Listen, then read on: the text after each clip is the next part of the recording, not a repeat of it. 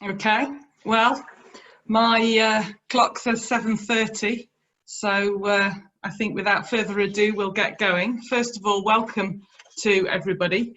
I can see we've got 74 attendees on the call and rising, so very, very warm welcome to this JOG webinar on short-handed racing. As you're probably aware, the racing on offer at the moment is all two-handed or family groups, so we thought you'd really appreciate a chance to learn from some of our expert members about two-handed racing and glean their tips. The format is each speaker will speak for about 10 minutes on their topic, and there is a Q&A function. So if you can use Q&A rather than chat to ask questions, then I'll put those questions to them at the end. I'm aware from the registrations that there's quite a lot of experienced sailors who are joining us this evening, including some very experienced short-handed sailors. So I hope you're going to pick up some tips. If you do have your own tips to share, please put them on the Q&A, because I can also add that into the discussion so we can all learn from each other. I recently went on an RYA two-handed weekend to start looking at the Olympic squad, and one of the things the trainer was saying there was how the French really get good is by sharing ideas with each other. So let's share the ideas and we'll all get better, and then one day we maybe beat the French at their own game. I can't let you talk because we're now at 85 and it's still climbing, but as I say, please use the Q&A function to share your tips and share your questions. So first up is going to be Deb, and I will share Deb's slides, and over to you, Deb, to tell us about boat setup. Thanks, Kate. So good evening, everyone. I just want to say a couple of things before I start, really. The first rule of short-handed sailing technique is that there are generally as many techniques for any given manoeuvre as there are short-handed sailors in the room. And if it's a bar with a few beers being drunk, there's generally more techniques than there are sailors in the room. So there's always more ideas. So suck up ideas from as many people as you can and find out what works for you. The other thing I would say is that the short-handed community is very much that. It is a community. You'll typically find us gravitating together after races for a beer, and everyone is happy to share tips. I've learned a lot in my short-handed career from some of the people on the call, like Nigel, Jerry. So do ask any of the short-handed crews, and they'll be more than happy to share their knowledge. I'm sure of it. So I'm going to cover three things. I'm going to cover how I would set up a boat for short-handed sailing. I'll cover how you manage if the boat isn't perhaps set up as you would like it, so perhaps a fully crewed setup that you're adapted to sail double-handed, and then the importance of preparation for short-handed sailing. So I'll start with setup, and there's just a backdrop slide really of the 3200, some plus 3200 days to sail short-handed. Okay, yep, perfect. Setup, right. So I was going to go through the different sails in order really. So on a jib, I've raced double-handed with all sorts of different jib configurations. You can have a roller furler, you can have hanks, you can have a tough love. They're all fine. They've all got their pros and cons. A roller furler, it's great around the cans because you can just furl it away, bob's your uncle. Head sail changes can be challenging, and if you're going offshore and it's rough, it can be more difficult to change your sail safely. And personally, I don't like the shape of a part furled sail. It's never as good as if you change to the right sail.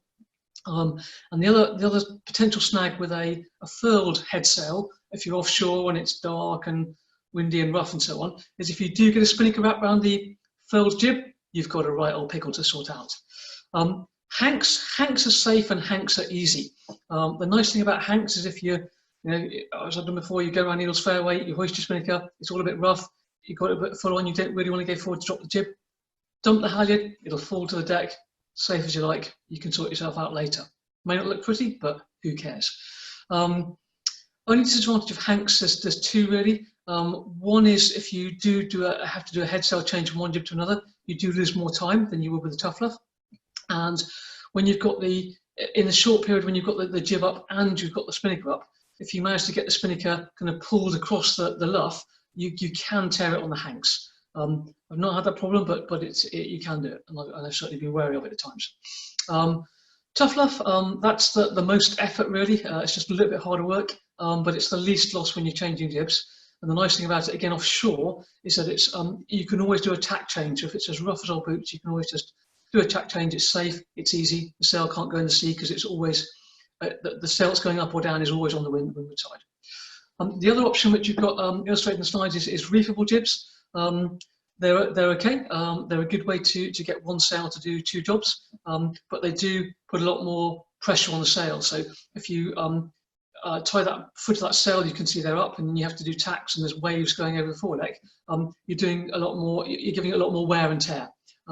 It's not quite as ergonomic a shape, and tacking is not as nice with a nice blade fore, for example, with a high clew. So you pay your money and you take your choice. On a mainsail, hanks are, in my mind, infinitely preferable because they're so much easier to hoist and to drop than a bolt rope. We've got a bolt rope. It's just a lot more work. You can have lazy jacks. We don't bother personally. You can improvise, and I'll talk about that later. Spinnakers, there's often has been a school of thought that says an asymmetric is easier short-handed. We changed the Sunfast 3600 that I sail with Rob Craigie from asymmetric to symmetric a couple of years ago. We don't find it any harder. They're just different. My personal view is for a boat that's certainly a boat that's as big as Bellino or smaller, and even for the J122 we used to sail, I don't think you need a snuffer. Personally, I think you can handle a sail nice and safely without one. And the other thing about not having a snuffer is you don't have to go on the foredeck and dance around with snuffing lines. If push comes to shove and you've got to get a Spinnaker down quickly, you can do it all from the cockpit. But that's personal choice. Some people like them. Pilots, a good pilot is essential for short-handed sailing if you want to be competitive, especially offshore. Get a decent pilot, NKE, B&G, Rainmarine, sort of the good permanently installed rather than tiller pilots are all good. One other thing to watch out for if you've got a boat with an older pilot on, but it's still a fairly recent model, is upgrade the software. Certainly when I got my new Evolution pilot from Rainmarine on my Sunfast, and it only just been reintroduced, the change in performance over the first year after it was introduced from upgrading software was incredible. Do calibrate it well, do play with the settings and make it work for your boat. The simple settings performance level, there's all sorts of fancy options, you've just got to play and see. Another little tip for pilots is make sure your rudder angle sensor is got the offset right. So if you're steering in a straight line in a motored boat flat on a flat sea, the rudder should be reading 0 when you're going in a straight line. If it's reading like +8, when you hand over to the pilot, that's going to confuse it because it's going to think the rudder's not straight. So it'll probably make the rudder straight, which will then put 8 degrees of rudder on, which will take you out of control. So worth getting that right. And then choose to either steer on, we typically steer on apparent wind angle upwind, true wind angle downwind, and you can set it up to automatically switch. And then we either use heading on a reach or we have it on a wind angle and then just change it when we want to change it.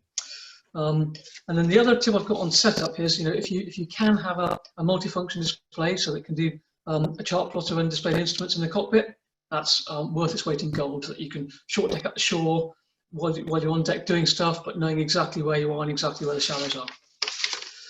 So that's what I had on boat setup. If I move on to the next slide, I'm going to share a few tips on how to make life easier.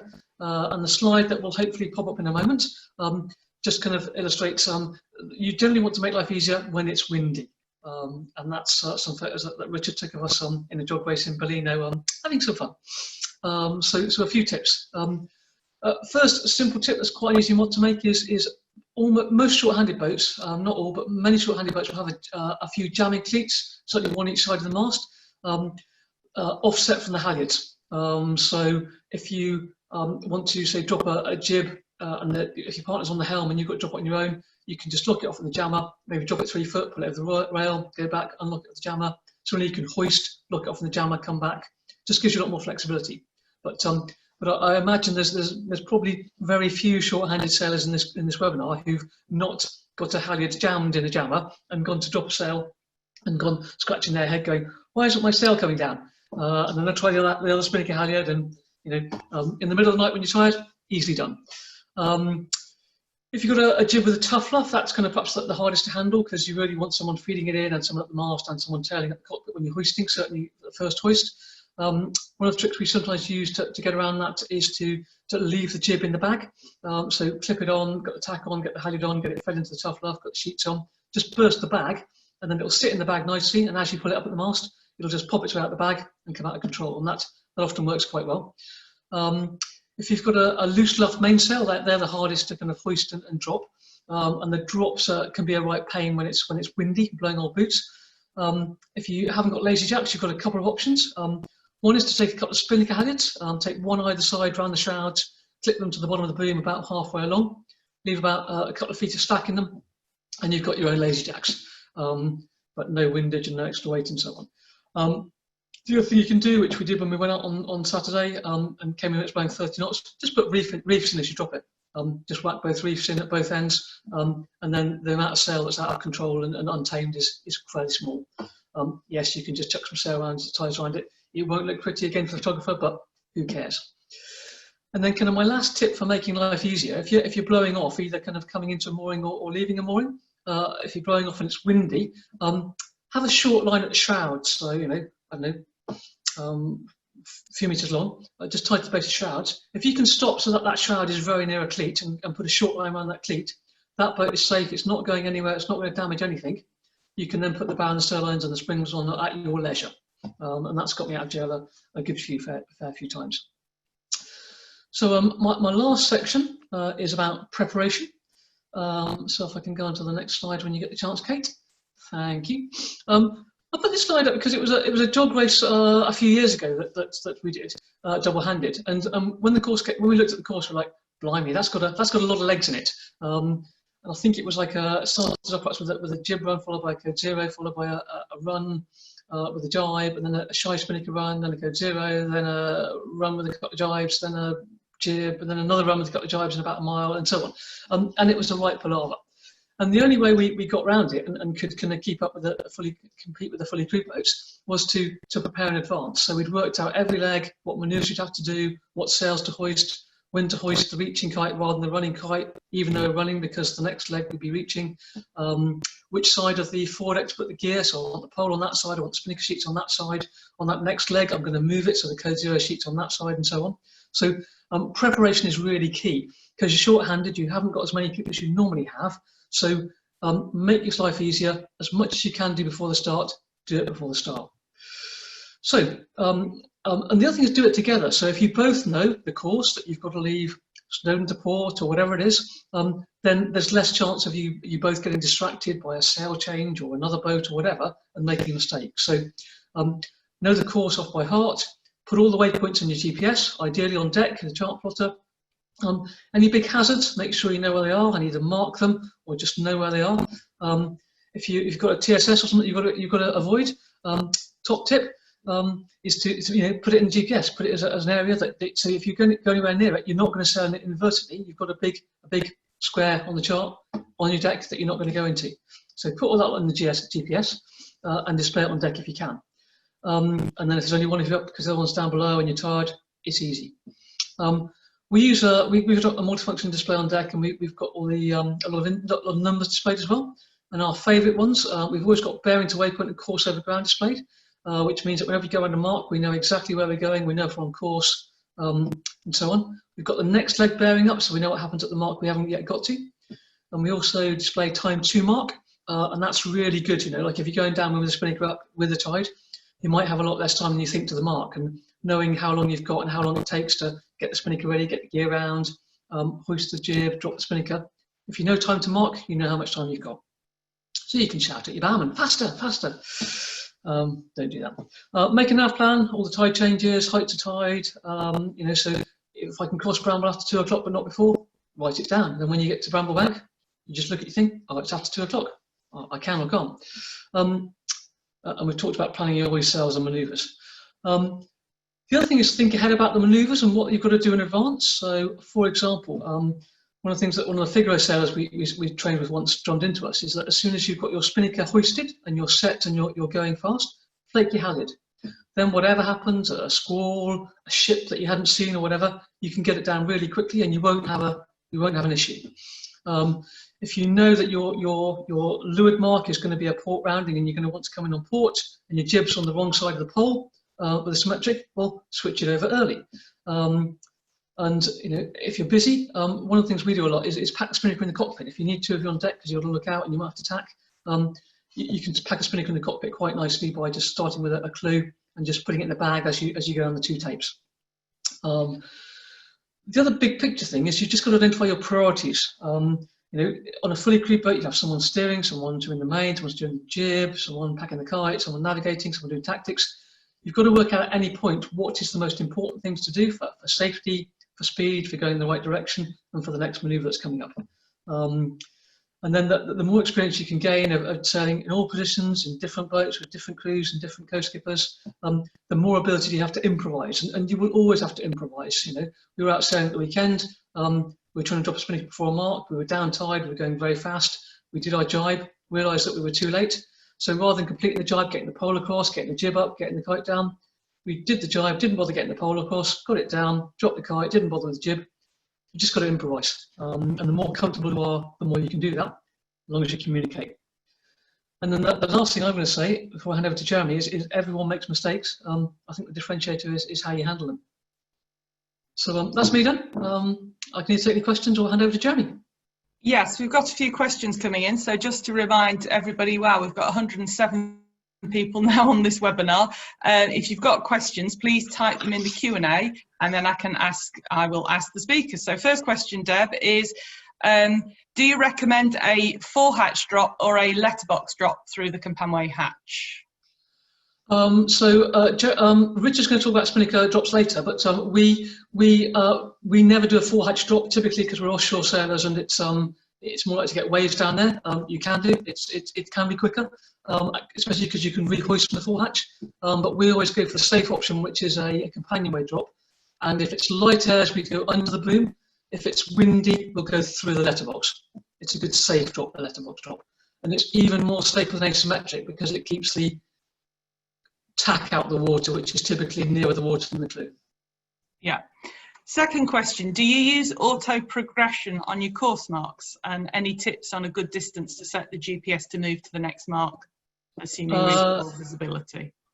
Yes, we do have it automatically progressing. To be honest, we haven't changed it. It's pretty short, so we typically wanted to change as I go around the mark. Obviously, if you make it too small, then you might go past the mark and it might not tell you. But we keep it as small as we can because we don't want it to change over before we've got to the mark. We want to know if you've got a minute to the mark, if that's when we're going to drop the spinnaker, and we don't want it to go on to the next mark. So yes, and as short as possible. Mm-hmm. And then last question here, do you have any tips for the sequence on the dip pole jibe asymmetric for a 40-foot double-handed boat? Or should we save that one for Richard? Let's answer that if Richard. Let's answer that when Richard's done his session. And yeah. If need be, I can show at the end the videos of. I can't show a dip pole jibe, but I can certainly show a normal symmetric jibe. It'd just be a matter of dipping rather than getting it across. But let's wait till after Richard's covered that, and if we haven't answered that question, then we can go it later. Yes, lovely. Okay, let's hand over to Jeremy and keep the questions coming. If they haven't been answered, we'll answer Spinnaker questions on Richard's section. Aloha. How you doing? Can you hear me okay? Very good, Jeremy, yes. So on my birthday, I've been asked to talk about safety, which is always nice. So I have got a small presentation I can put up.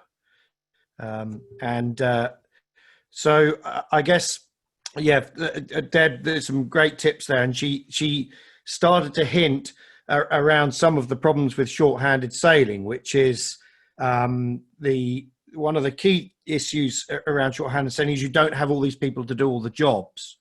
And when you've got more people around, when things go wrong, it's easier to tidy up. You know, the spinnaker goes in the water, or a man overboard, for instance. They are, even whilst they're quite dramatic situations, when you're short-handed, they just get intensified very quickly. And so really the purpose of my presentation, just for the next 5-10 minutes, is to introduce some of the methodology that we have on Jangada, especially, but also that I've used on many boats, in terms of just raising the level of safety management on the boat, critical things that the processing management, and then I'll just ask, starts seem to be quite a big discussion point as well. So I'll quickly cover some of the ways that I like to start to reduce safe starts, to make safe starts, and to make it a little bit easier on the crew, and just generally reduce the risk factors in starting. So my background in this, principally, which maybe most people probably don't know about, whilst I've done a lot of sailing all my life, is I was an adventure activities licensing inspector for adventure activities. And that all came about after the Lyme Regis accident, with multiple deaths of young people in a kayak incident where they got drifted offshore in Lyme Regis. And they set up, the government set up a safety management scheme to try and promote adventure activities in a much safer, in a safer environment. And so a lot of my knowledge that I have drawn from as training instructors as well comes from that sort of methodology that has, and predominantly a lot of that is a pragmatic approach to adventure activities. And because you can't get rid of the risk altogether. What we do is inherently risky. We go out on boats. All we can do is minimize the risk. And we minimize it principally the way that we approach this. I'm just going to try and flick the slide. Is a structured approach to safety management. So typically when I jump on boats, a lot of the time, people have really serious jobs, and they do safety management all the time at work, and it's all really, they know lots of things that they have to do, but they get on their boat and it's a little bit less of it's a bit more like, it's a bit more as we go. I mean, things in the last 10, 20 years, and certainly since the Fastener incident, have got better checklists safety checklists beforehand, safety inspections. And, people do take it seriously, but if you ask, I think a lot of boats, whether they have a standard operating procedure manual on their boat, principally they don't, and that's not necessarily a requirement within the structure, but there's certain things that we certainly have on Jangada, that as situations become more dramatic, as we know that the risk factors go up, we start to have structures in place to help us manage those difficult times. So when things go wrong, less people makes it harder to get back on top of a situation, maneuver, approaches, injury, etc. Injury is a classic one. If you're double-handed, and as happened in the Caribbean 600 with Richard there, he decided to take a dive across the whole of the boat and land his back on one of the winches, and was pretty much out of the game completely, which left us in a pretty tricky situation in a very rough piece of water, and it pretty much meant that I had to sail the boat single-handed for the next 12 hours and make all the decisions. And so the first thing I would say to people that are starting to do shorter-handed sailing is you have to lose the hierarchy a little bit. Everyone on the boat, principally, or at least a good second person, has to know everything about the boat. It's not always easy. It means that you have to let go of some of those principal things that you might always do. Things like even right down to parking the boat when you get in, those sorts of problems. Just each person should be able to pretty much sail the boat single-handed as much as possible. Now, that's not always going to be easy with every double-handed crew, because people are going to be at different levels all the time. But that you should be encouraging, as you go short-handed sailing, you should be encouraging your crews that you're sailing with to take on more training, take on more responsibility, and let them get on with it, and let them take charge and decisions. Especially as you get further offshore, one person has to be asleep. which means the other person has to start making active, positive decisions. And if you don't give them that responsibility, then it becomes increasingly difficult for them to manage the boat effectively. So the next thing I want to talk about in this sort of structured approach to safety management is the Swiss cheese model. Now, a lot of safety management techniques globally have principally been taken from the airline industry. The airline industry, as you probably are well aware, have an incredibly good record of safety management in comparison to the level of risk and stroke the number of passengers they have to carry on a daily basis. And their approaches to safety management are taken very seriously right across other industries. Other industries are energy industry, things like the nuclear industry, where mistakes just shouldn't happen. Naturally they do. But so one of the models that they use is the Swiss cheese model. And so I'm going to jump on to the next slide, which talks about the Swiss cheese model. So what we talk about with the Swiss cheese model is when an accident or injury happens, which is down at the bottom left, what you tend to be able to see as you look back at the ways it could have been stopped, what we call breaking the chain, is you see ways that it could have been prevented. So in terms of safety management, the blocks of cheese represent barriers to injury or accident. And typically my general ruling on injury and accident are three things: keeping the boat afloat, preventing someone getting injured on board the boat, and not to hit anything. I mean, they're not that difficult. There's three pretty key things that you have to do on a boat to keep it safe, but they seem to happen an awful lot. I think we're all safe to say we've all touched the ground, we've all done these, and when you look at it, you can tend to look back and identify where these things happen. So the blocks of cheese represent things that we put in place to reduce the risk.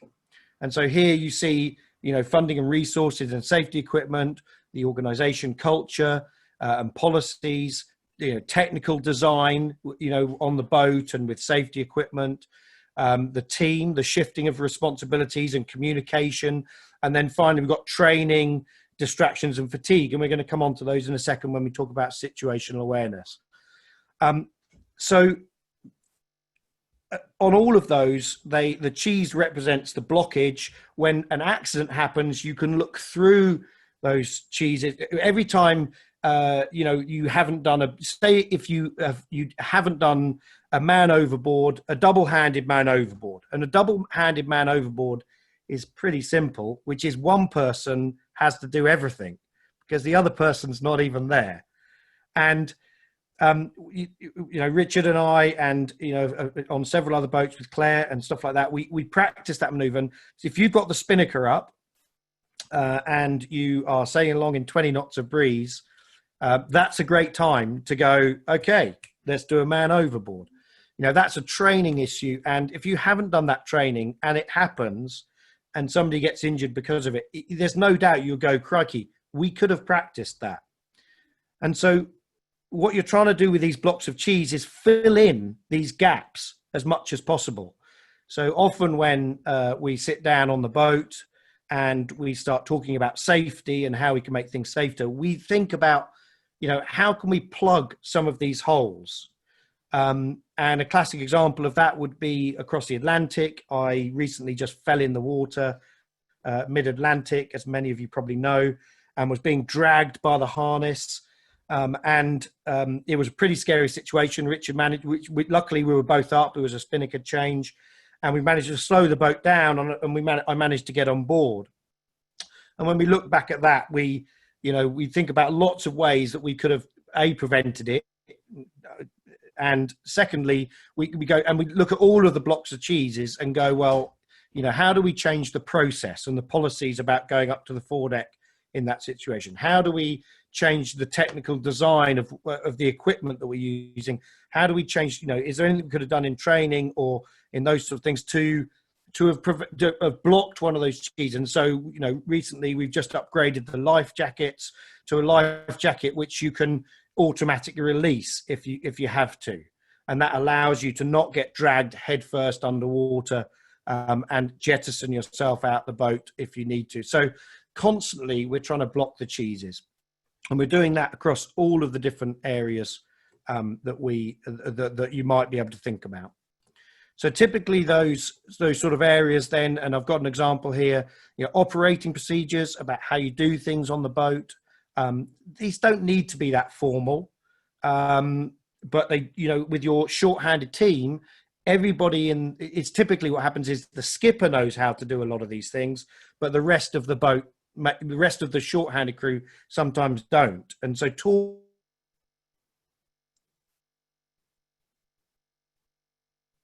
maneuvers, but accidents and instances are really critical. Risk assessment. And so Deb was talking about pre-planning of the course, looking at the course and identifying areas on the course, for instance, which might be higher risk than others, TSSs, dangerous headlands, those types of things. We do it every time we go racing, there's no doubt.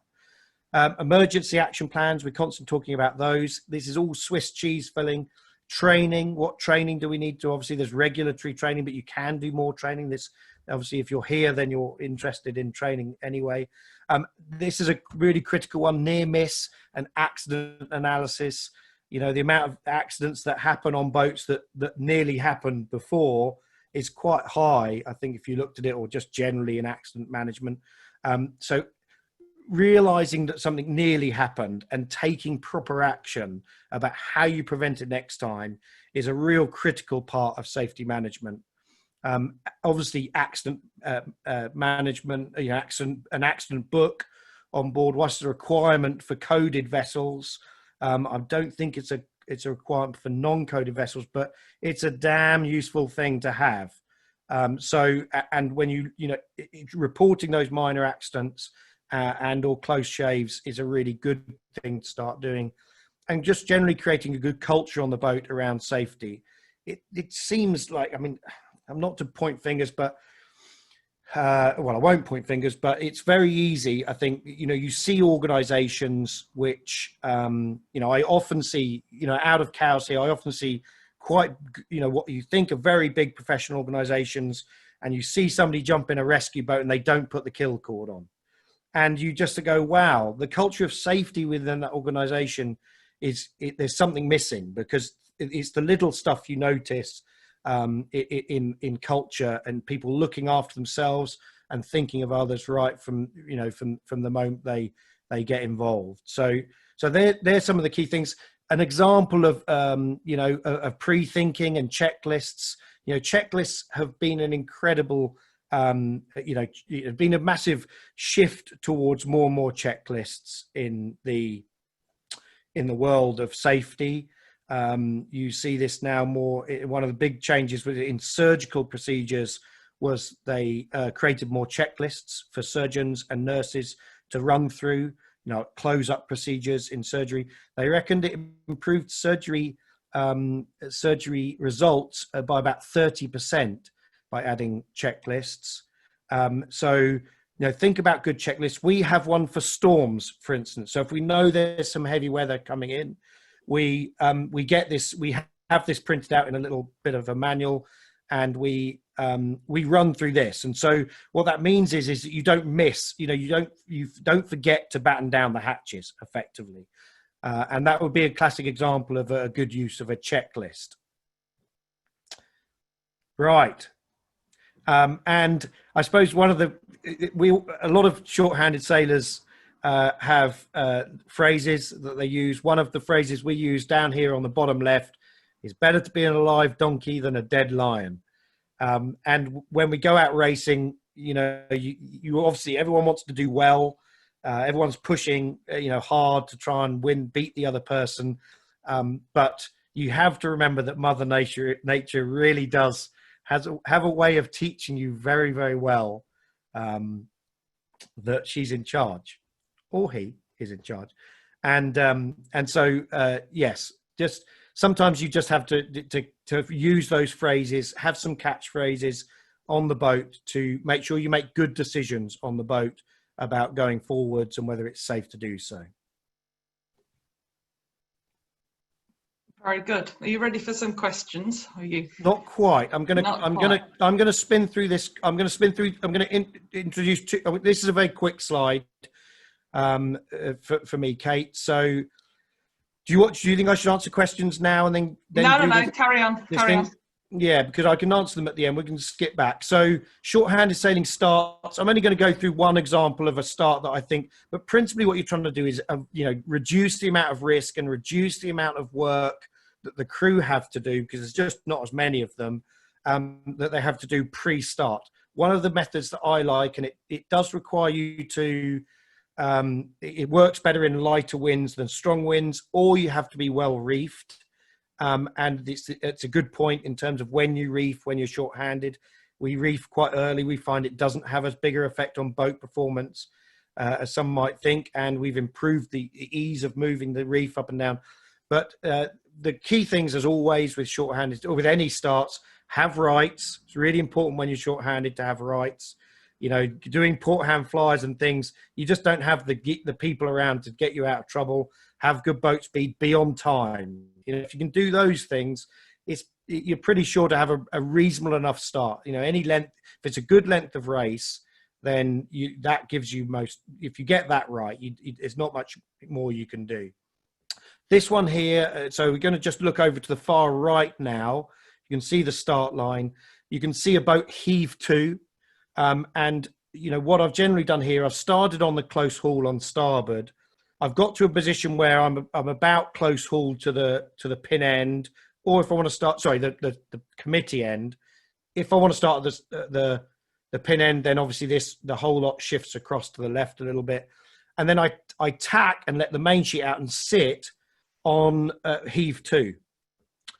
And this just allows you to keep one eye on the clock, look at judge the distance if you've got expedition or you're using iRegatta, which I like to use sometimes when I'm short-handed. You've got a distance to line, and you're sitting there and you're looking at the things. Now, you are on port at this stage, so this is generally about 2 minutes out, maybe 3 minutes out, and you're looking for a 2 to 3 minute run into the line. So then what I do is I then jibe the boat, which is why I say, obviously if it's strong winds, a jibe sometimes isn't. But the advantage of this is the jib stays in its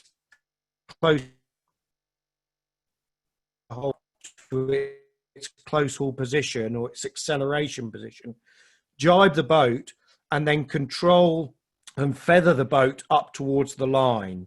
And it saves somebody having to be, trimming the jib sheets the whole time, and allows your crew to assist in getting the timing and spot other boats for you. So that's one start that you might want to try. It's I strongly recommend you try it off the race course first, getting used to that maneuver, and I'm sure there'll be a few questions about it as well. So finally, the last topic I want to discuss is an area of safety management called situational awareness. Human factor is responsible for about 70% of airline accidents. So one of the things they've been trying to do in the airline industry is reduce that number, but naturally humans play an incredibly big part of making mistakes and creating the actual incident. An example of this would be, I'll use an airline example, is a light coming on a Boeing 747 in the cockpit. It was a cockpit landing light, saying that there was an error. They happened to have a Boeing 747 engineer on board, so they pulled him up to the cockpit, and both of the pilots and the engineer were so busy looking at the light that they flew the plane into a mountain. And Claire, a friend of mine, and she got a mung knot in the jib sheets on one of her short-handed races, and was so focused on trying to get the knot out from the jib sheets that she nearly put the boat onto the shingles bank. Now, luckily, she managed to just realise in time and sail off the bank and then deal with the knot afterwards. But it's a classic example of someone's situational awareness shrinking to the point where they no longer see the bigger picture. So I think that what I'm trying to say with this, take a look. There's a great file on Wikipedia about situational awareness. It's, you can see here that with the diagram, perception, of things that happened in the past, things that are happening now, and how what decisions are going to change the future status of events. And when your situation bubble shrinks, you look back at things like that, you go, wow, I really didn't see I was about to hit the shingles bank because I got so focused on a particular task. And the reason why I'm saying it within a short-handed lecture is because if you look at this top box here, task and environmental factors, short-handed sailing falls into these factors very highly. So workload is suddenly increased because you don't have crew to do everything. Stress factors fall into it very quickly. If something goes wrong, you're suddenly stressed. Often when you're tired, things become stressful much quicker and easier. System design, often the boat might not be quite set up for single-handed sailing, and we're doing an extremely complex task. And we all do lots of training, and we've all got lots of training to get to this point, but we are doing something that's extremely complex. And like I say, there's only 3 things you have to do: keep afloat, not hit anything, and not injure anyone on the boat. It's not hard, but really when you take those environmental factors, we're high on that agenda. And so do take a look at this area. If you haven't seen it before, you didn't know about it, the airline industry trains are very hard. All the pilots train very hard in this area. And it's something that as captains and pilots effectively of our vessels, we can always do better with. And so do take a look at it. I don't want to go into it too deep, but that was the key point of just showing you, introducing situational awareness. And that is where I end. Excellent. Thank you very much, Jeremy. So a question from the audience, and I think this will be on many people's minds. What's the safest method for dealing with a man overboard incident when double-handed? Any tips? Well, I think the thing that we've probably learnt at on our sort of travels, our sailing adventures, is whilst there's techniques that are well known, crash tacking would be an example. Every man overboard situation develops its own unique situation, and whilst you have, the trick to it is to go out and practice it whilst you're on the wind, practice it in some decent wind. All I would say is that when you go to short-handed sailing, if you have an unconscious person in the water, you have to have thought very hard about how you get them out of the water, and or just getting close to them in rough weather is very difficult. We have a Bellino system, like a set of block and tackle that sits on one of our halyards, which allows us to clip onto somebody. And so rather than having to get onto the winch and try and winch them out of the water, you can use a block and tackle system. But there is lots of information online. I think, my key thing would be well, the first thing is you have to know they've gone over as well in short-handed sailing. If you're on at night and at sea and doing watches, having an alarm system that alerts you to somebody going overboard is the first thing you have to have. And lots of boats don't have that, but almost all of the NKE, B and G systems, Marine systems, they all have that. They have stuff that you can buy that can give you that feature, and that would be the first thing. The Bellino helps, but practice would be, and or just talk about it as well between the crew. What would we do if we, downwind with this big Spinnaker? That would be my advice tips.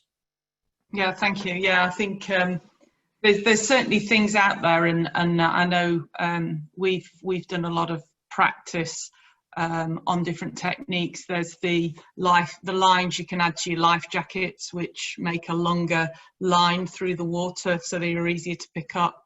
And I've got one of those pickup sails that I've made just with mesh fabric that you can actually dip down into the water and sort of get someone in, because I think if someone's unconscious in the water, and there's only one of you getting them out. It's a pretty tough situation. Yeah, it's incredibly tough, Kate, because even getting them into that mesh, getting them into that position is an incredibly difficult and high seamanship task. I think Richard's got his hand up. He's had to pull me in a few times. So a man overboard situation is not a time to be practicing something new. So if you've got the Spinnaker up, get it down the same way you would always have got it down. Just stick to your routines. Yeah. Question, is fitness a factor for short-handed sailing? Do you think that a good level of fitness would reduce the risks in adverse situations? Yeah, absolutely. I think a lot of short-handed sailors, spend a lot of time doing strengthening, and there's no doubt as you go offshore, you want to be fitter. Certainly, in the lead up to all of the races, I definitely raise my level of fitness. I get out on some runs, whilst I might not look like the vision of health. I still check that I can, run 5 miles, for instance, 3 times or 4 times a week in a lead up to a big race. I obviously, do as many of those press up challenges as possible, all of those sorts of things. But yeah, certainly, fitness is a factor, and, the more offshore sailing you do. But the only thing I would say is one of the best conditionings that you can do is to go and do the activity itself. I mean, short-handed sailing is a physical task in itself. And, it's one of the best ways you can get fit for a sport is to do the actual sport. So, it depends on how much short-handed sailing you're doing. If you're doing it every week, you're doing a lot of it, then you don't need a big fitness regime. If you're not doing much, then it's good to be fit for it. One thing about short-handed sailing is it's very rare you sit down and relax like you can when you're fully crewed. There's always something to be doing. So it can be pretty exhausting, and fitness definitely plays a part. Thank you.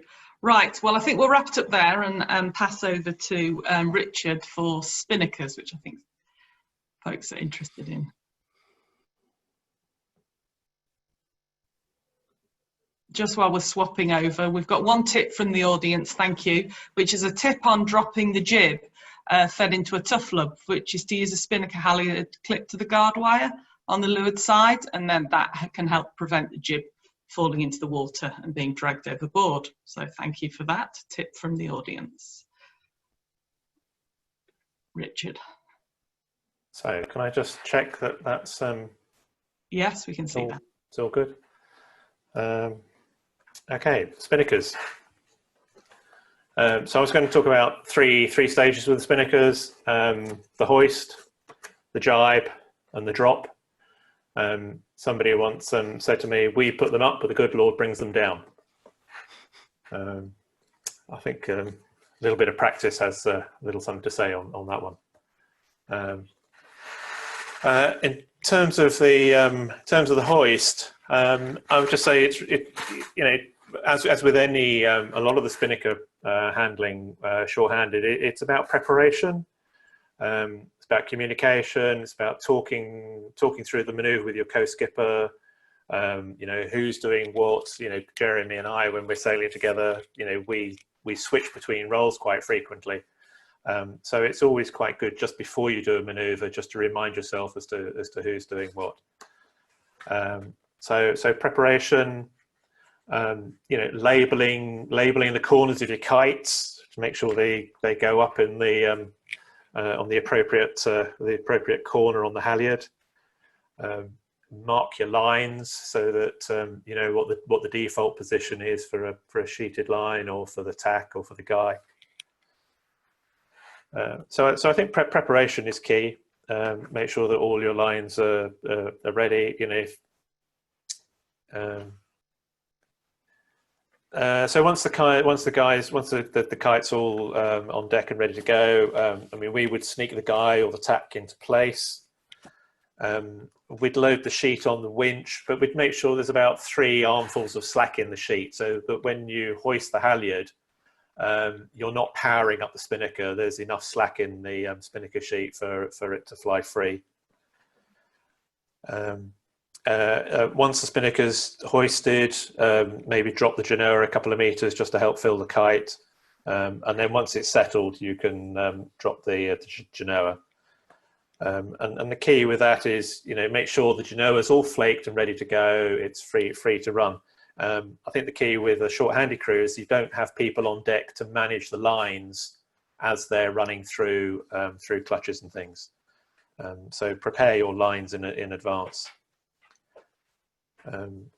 Once the halyard's up and the genoa's down, once spinnaker's up and genoa's down, as a rule of thumb, we like to bring the genoa halyard back to the mast, and I'll pick up on that one a little bit later. We've already picked up on that halyard cleats on the mast. Pros and cons to that. I think we had them on the 109. We've got them on the 1010, but we actually take them up because they keep jamming the halyards at the moment. Another problem we had on the J109 is often the halyards, when you're sweating the halyards at the mast, is that they would kink and you'd get a bite going into the turning blocks at the mast base. So you could fit some Antel rings or metal rings on bungees that will just act as a pre-feeder, stopping the halyards from kinking at the mast base. And I think once you've got the kite up and now is the time to prepare for the drop. Might seem a bit early, but make sure that all your lines are flaked and tidy. I always say that a job is not done until you've tidied up all your lines. So moving on to the jibe, I'll probably give a little bit more time talking about symmetric jibes than asymmetrics. Again, with the symmetric jibe, I think the thing with symmetric jibe is to be able to do the jibe in your own time, to control the jibe throughout, do it at the pace that you're comfortable with. A couple of tricks, a couple of tips that we picked up along the way. We tend to jibe the. So what I've got here on the picture here is some pictures from the Artemis, the Figaro's training on the Artemis. And the reason I picked on these is because it picks up some of the tips, some of the techniques that we use. So firstly, we would probably jibe, in most of the circumstances, we would jibe the main traveller first. So the traveller's done, it's across the boat, it's to windward, it's out the way. Either the main can jibe itself, or if you do have to sheet it in, you don't have to sheet in quite so much. The tweakers on the Spinnaker sheet, we would sneak both tweakers down. We tend to bring them down to the top of the lifelines. I know Pip Hare on one of her videos suggests you snuck them right down to the deck level. I think the important thing is that by bringing the tweakers down on the Spinnaker sheet and snucking them forward, is that it stabilizes the Spinnaker in the maneuver, so it doesn't wave around quite so much, so it's controlling the Spinnaker. Spinnaker pole, we'd square the Spinnaker pole back, bring it back about 2/3 of the way. That just helps to keep that clew, the windward clew, away from the forestay. So it just helps to keep settle the Spinnaker down. If you're using both sheets and guys, we would then transfer to the Spinnaker sheets. So take the load on the sheets and make sure that the kite doesn't slide forward when you're doing that. And then on the Spinnaker sheet, on the leeward side, we'd ease that forward so it's about 2 feet away from the forestay. So what we've done at this stage is the Spinnaker is flying, but it's well forward of the boat. It's away from the forestay, nice and clear. And we'd probably also ease the downhaul, the pole downhaul at this stage, ready for going into the jibe. So quite a little bit of preparation before we've even gone into the jibe. The jibe itself, just sort of, let's say, in most circumstances, the mainsail will jibe itself. In very light winds, you might want to center it. That just helps to keep the kite flying. in stronger winds, again, you might want to sheet it in and ease it out. Now at this stage, you've probably got to, before you've even gone into this, you've probably got to decide whether the two of you are doing one on the helm, one on the sheets, or whether you're using the autopilot for the helm, one of you doing the sheets and one up on the foredeck. I mean, that's all about practice and what you feel comfortable with, and how, to the extent to which you can rely on your autopilot. Having gone through the jibe, just settle down and trim both sheets. You know, you're flying the kite downwind, sail it slightly hot to keep the kite away from the forestay. You know, don't be afraid if this takes half a minute.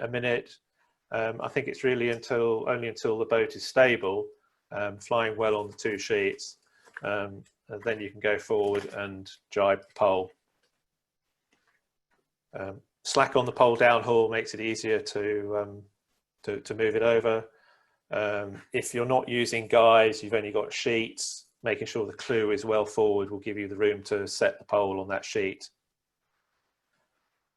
I mean, if you're two-handed, you're using the pilot, or sometimes in our case, with a tiller, you have the advantage that you can stand with the tiller between your knees and you can steer with your knees and control the sheets. Then one of you can go forward and jibe the pole at the same time as the main.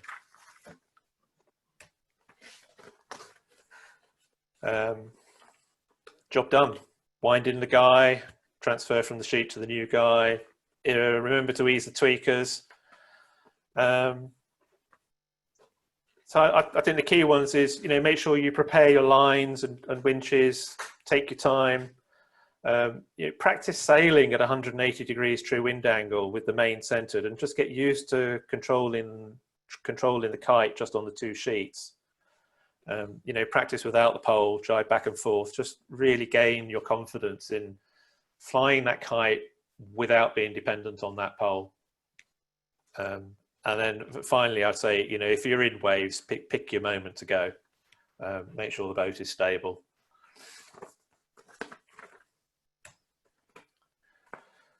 Asymmetric jibes. Prior to having the 1010, we had the J109. I think the jibes fundamentally, there's little difference to doing it fully crewed. Only you've got fewer people, for example, to have somebody run the sail back. You've got two options: inside lead or outside lead. Consider doing an outside lead in stronger winds, or if you've only got a short bowsprit. Prepare your lines going into the jibe. You know, flake the working sheet, making sure it's free to run. You haven't got spare people around to make sure that lines run, so you know, just make sure the lines will behave themselves. If the kite starts to collapse, return back on course and reset the kite. Now, this particular one, I haven't looked too closely as to whether this is an inside or an outside jibe. In either case, I think if it was an inside jibe, then maybe the sheet shouldn't have been let off quite so far forward, and if it was an outside jibe, it should have been blown completely so that it was free to fly.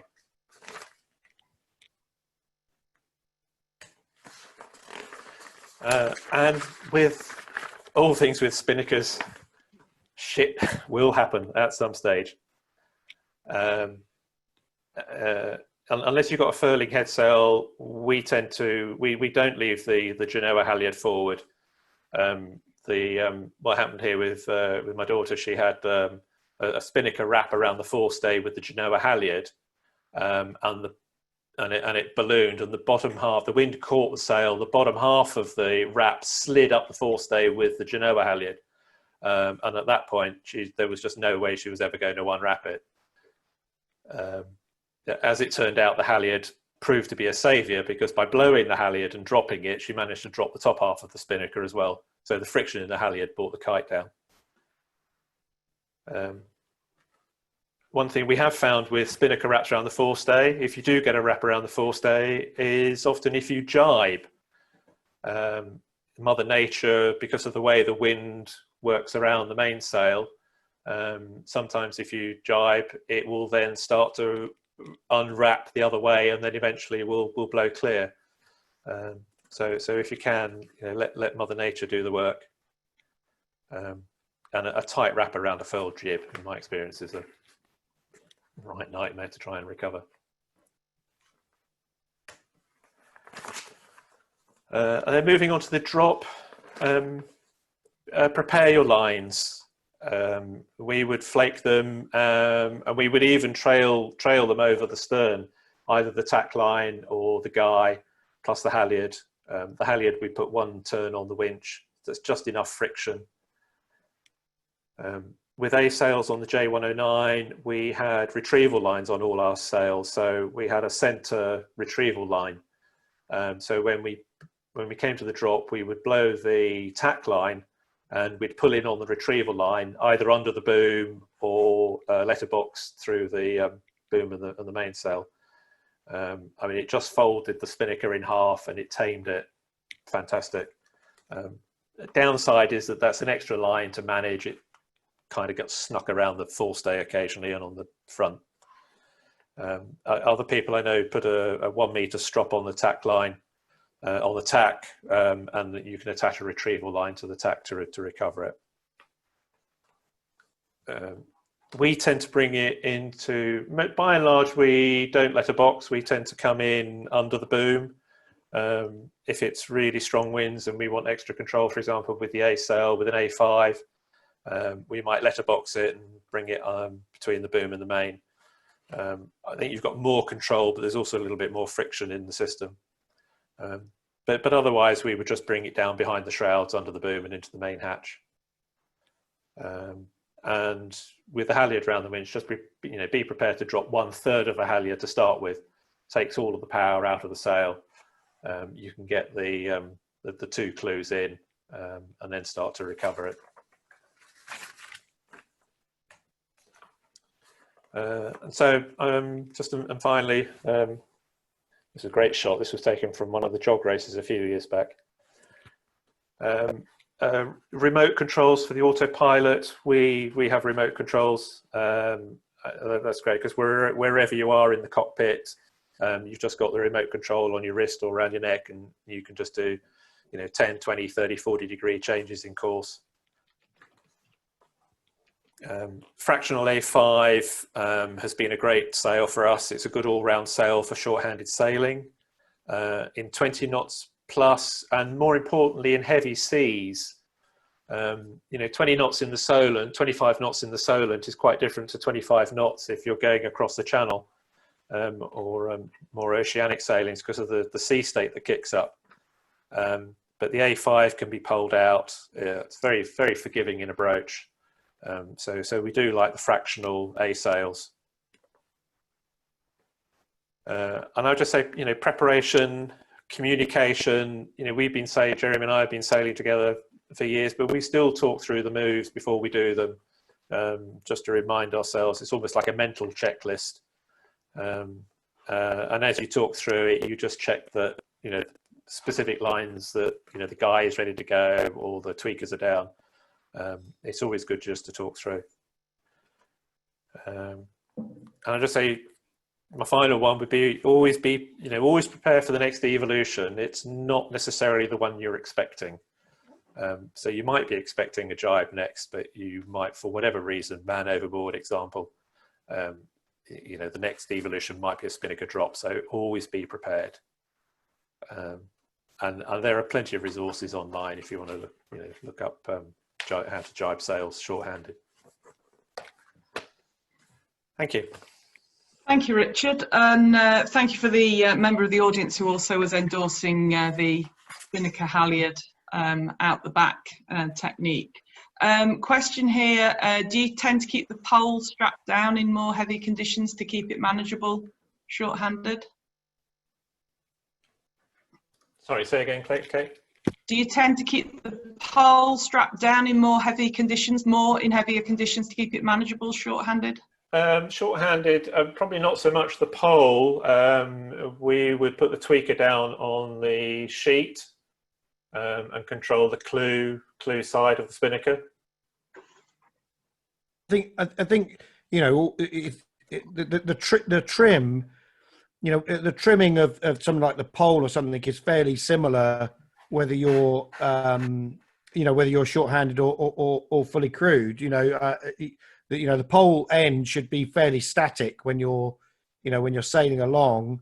Obviously, you are moving it relative to the wind changing conditions, but you never want your pole flopping around too much. Mm. And then I think final question, one for the end, is what is, for the whole panel, this is, what is your one tip from each of the team for confidence building for newbie shorthanders? I've got one which builds on what Richard says, if the other ones want to think. So one thing that's really helped me is to go out in 10 knots of breeze with the kite up. Like Richard said, just put the pole down on the deck and just jibe it repeatedly from side to side in nice, calm conditions, flat sea, 10 knots, because you really get the feel for how to fly it, how to trim it, and how to steer to it. And certainly seasons when I've done that, it's you know, led to me having very good jibes and never worrying about it. And that having good jibes and safe drops is a real really boost your confidence and make you not worry all the time.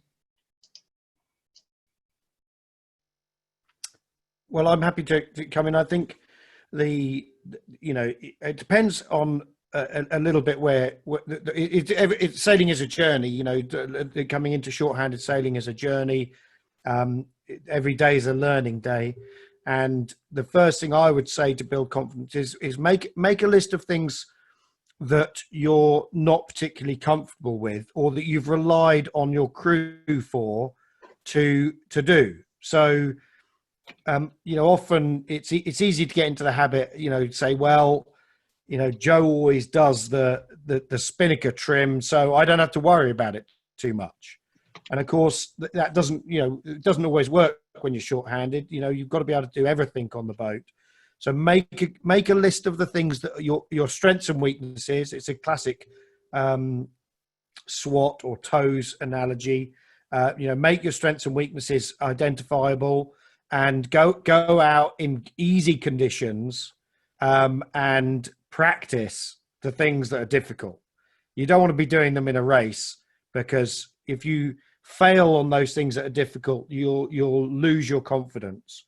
So one of the real keys for me about short-handed sailing is being able to slow down every maneuver. So if we want to take 10 minutes over a jibe, that's fine. We can take 10 minutes, we can break every section down, and we can control the boat in every section of that jibe to do that jibe. We're never rushed to do maneuvers. We've gone through it enough times. We've identified where the weaknesses are. So get to the stage where you're comfortable at doing the things that you're not very good at would be my tip. Richard? Okay, I'd say it's about building up confidence. You know, you don't go out to climb a big mountain without climbing a few hills first. So you know, it's about building up and progression. And I think once you get offshore, I think sea state is often more important than wind strength. You know, I think once you get up, you know, 20 knots plus, I think it's managing the sea state than managing the wind is more important. You know, and in many offshore races, short-handed, around Britain and Ireland, ASAB, we've, you know, 25 knots, we've poled out the jib. You can go down VMG downwind with a poled out jib is very, very good in a heavy sea. So it's about managing the sea state, I think. Yeah. A tip from the audience, I think, was someone saying they'd not done much time on the bow, but getting into double-handed, they started by spending time on the bow to get used to it, because for sure, double-handed, you're probably going to be spending some time on the bow, which I think is a good tip. Last question, any tips on how to get into the short-handed class?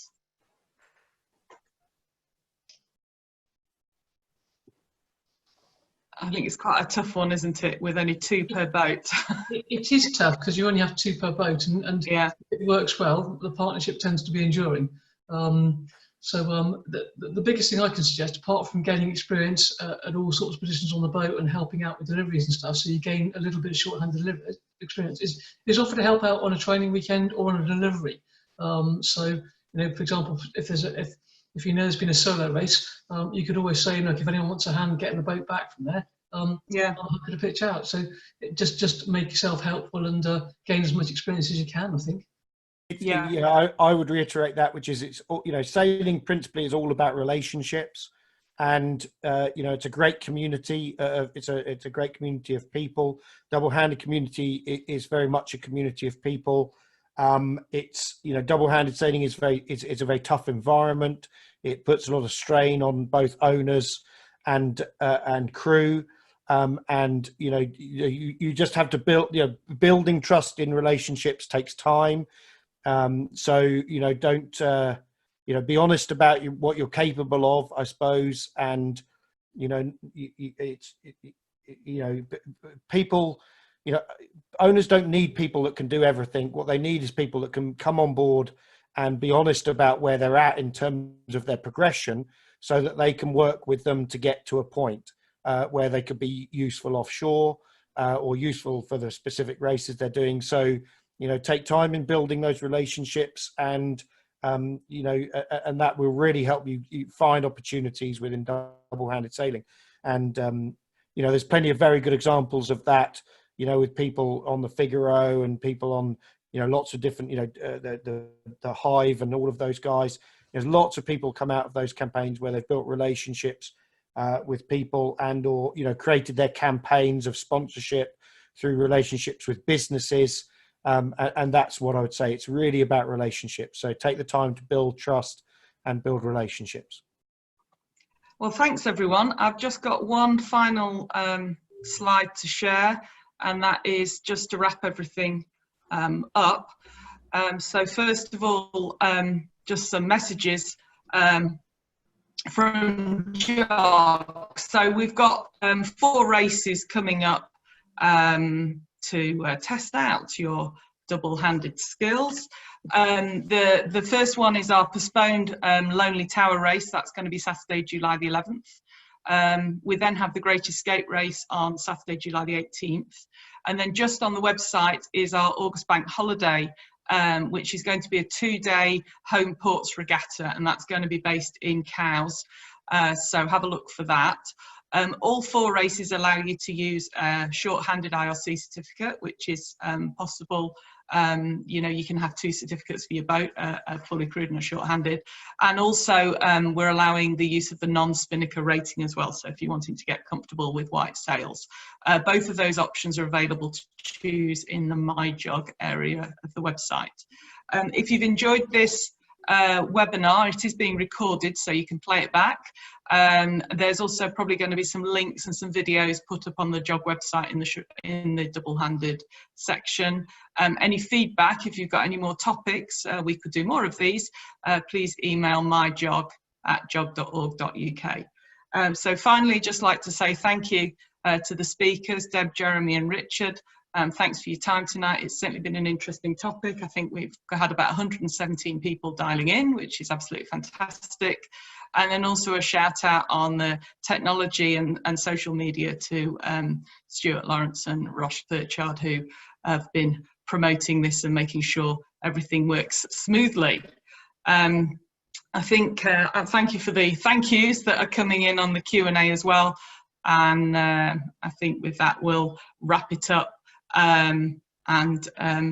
Thanks for everybody. Bye-bye. See you on July the 11th or July the 18th for a bit of JOG racing. Bye-bye. Thanks. Good night all.